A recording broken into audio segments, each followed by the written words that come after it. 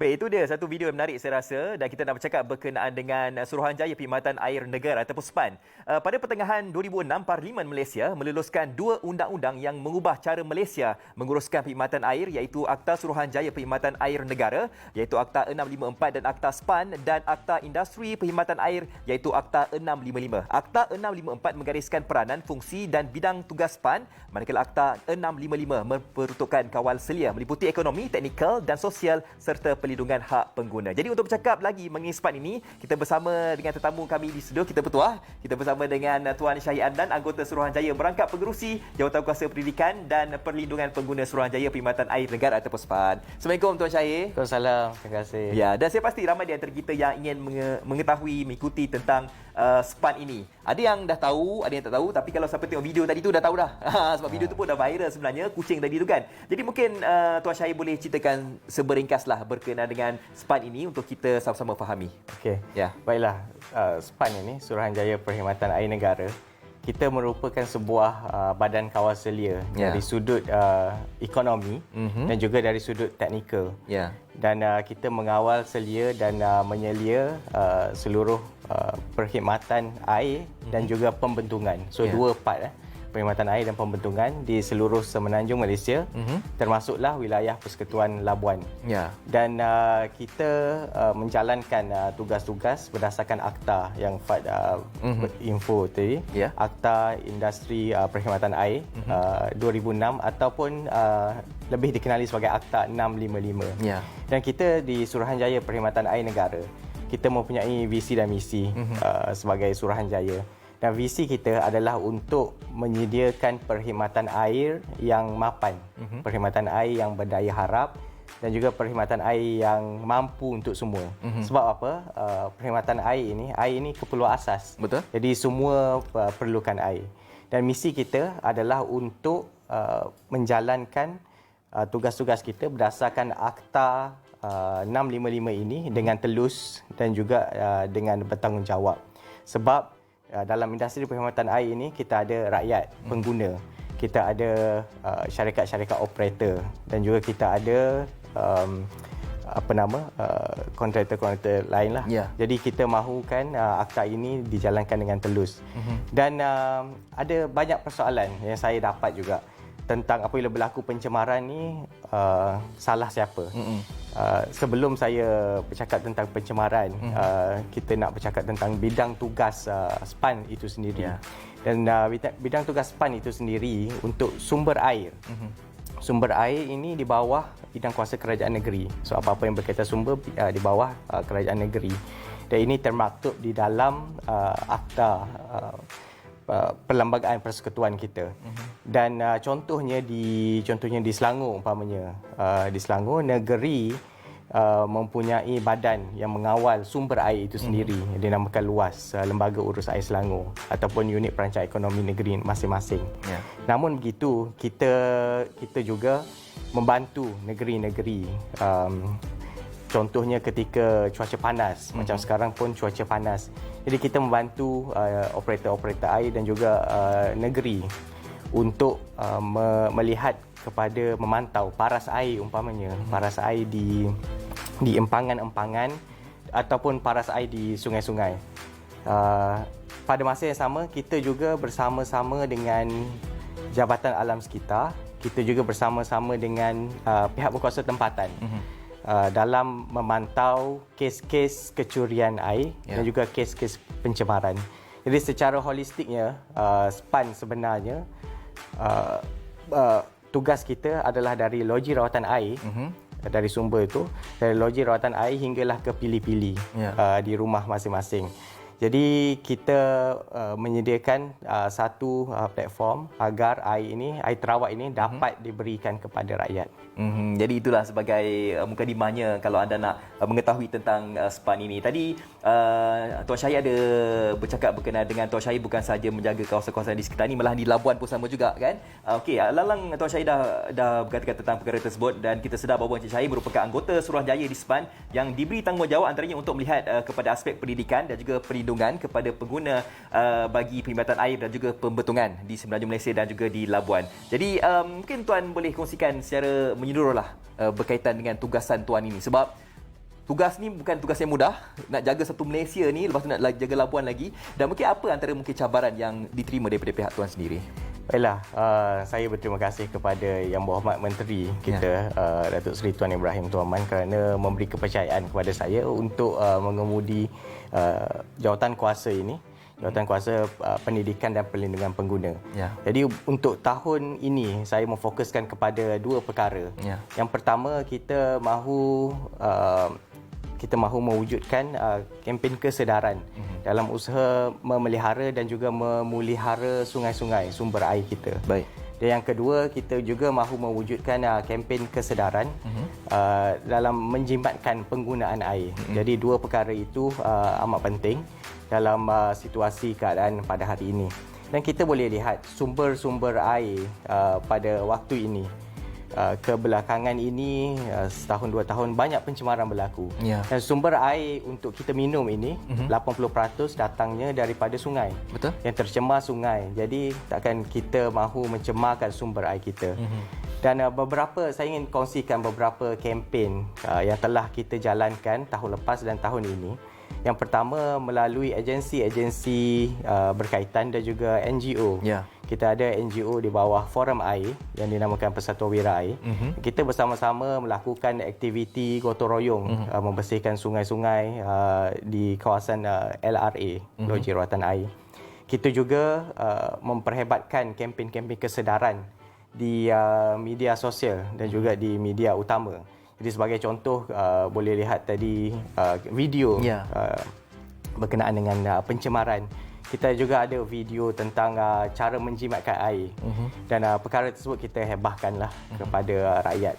Yang ketiga, kita juga memperhebatkan program pelabelan produk cekap air, di mana kita memastikan, mengenal pasti type pili-pili yang digunakan untuk produk cekap air dan juga untuk pam tandas contohnya. Dan kita telah pun menjayakan satu program dinamakan program Masjid Hijau. Kita kenal pasti beberapa masjid, kita letakkan pili-pili air, cekap air di masjid-masjid. Dan yang terbaru, kita juga melakukan aktiviti dari sudut kumbahan. Tadi dari sudut air.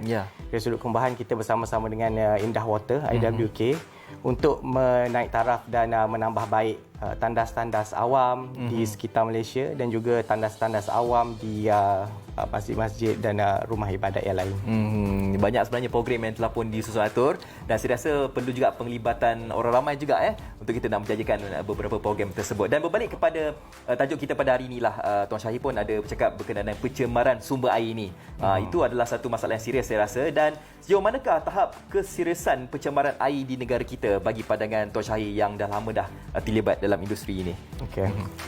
Apabila kita bercakap tentang sumber air, di Malaysia ni 80% sumber airnya datang daripada sungai. Betul. Sumber air permukaan. 18% datangnya daripada empangan-empangan. Dan sekitar 2% datangnya daripada air bawah tanah.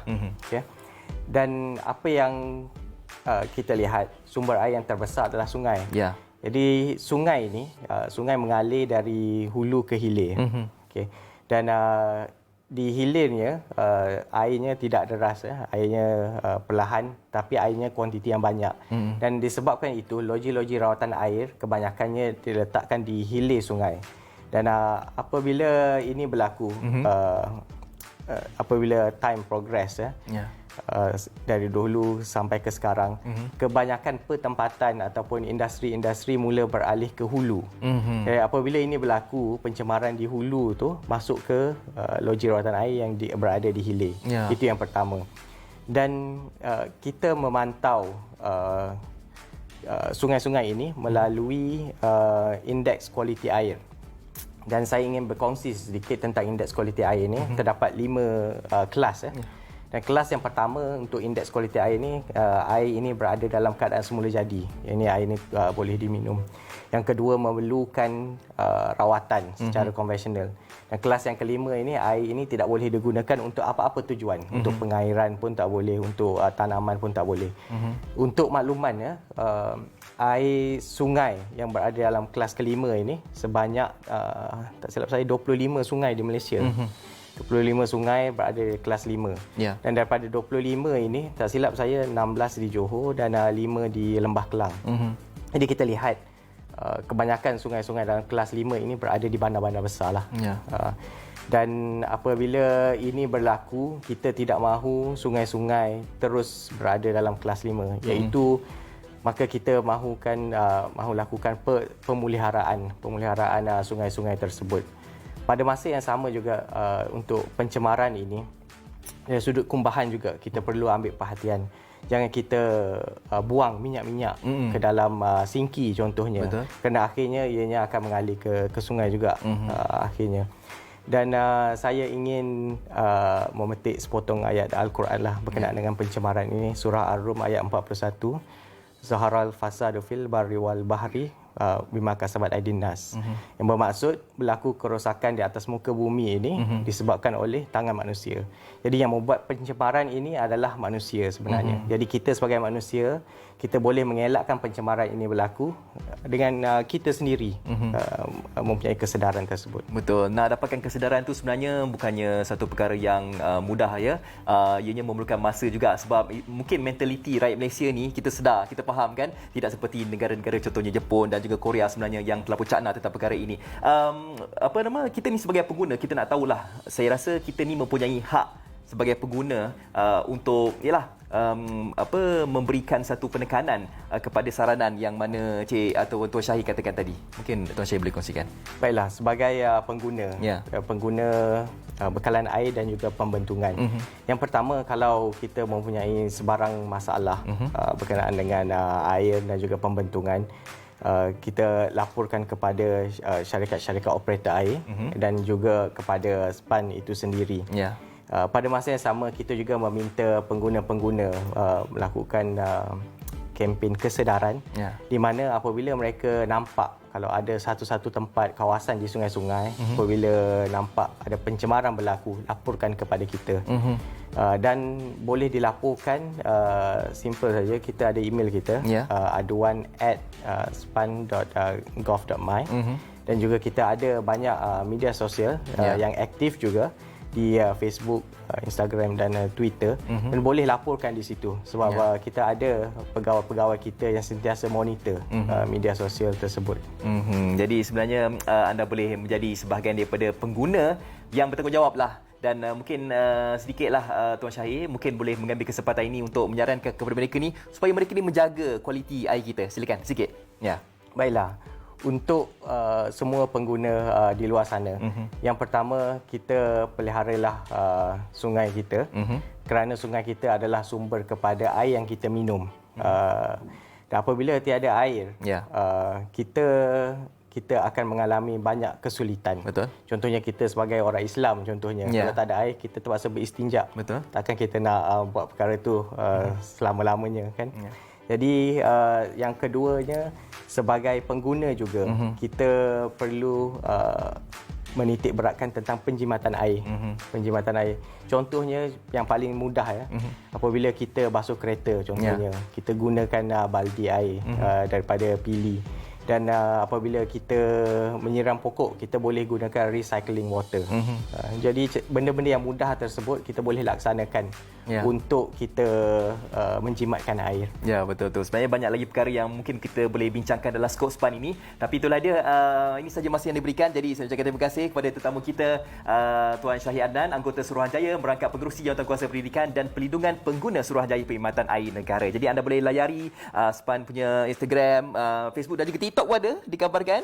Jadi anda boleh ada boleh layari TikTok SPAN. Baik, kita telah pun sampai ke penghujung rancangan. InsyaAllah kita jumpa lagi nanti pastinya di Koresponden Bernama. Assalamualaikum.